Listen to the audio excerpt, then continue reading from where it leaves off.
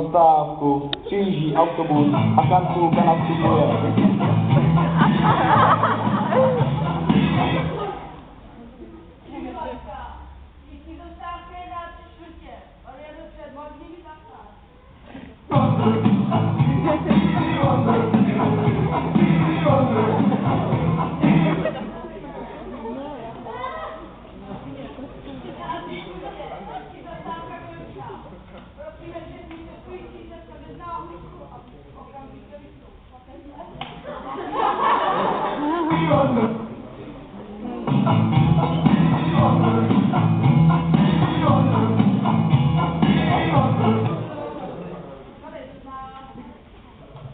Karkulka vystupuje a vydává se cestou lesem babičce, když v tom slyší nějaký hlas, který se nese lesem.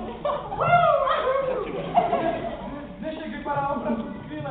Vypadá ještě jako prý, tak mě zakážou. Jak vypadám? Vypadáš dobře. Nebuď tak skromnej, chlapče. Vypadáš víc než dobře. Vypadáš nebezpečně. Vypadám to. Pořád vypadáš skvěle.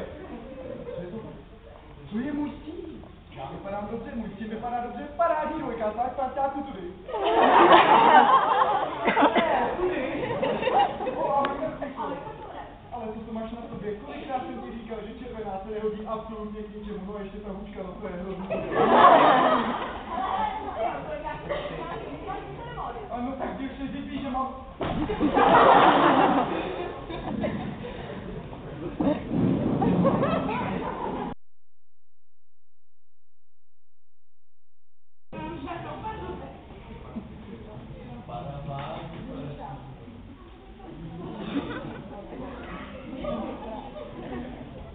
Následující scénu jsme z důvodu brutality nemohli zařadit do vysílání.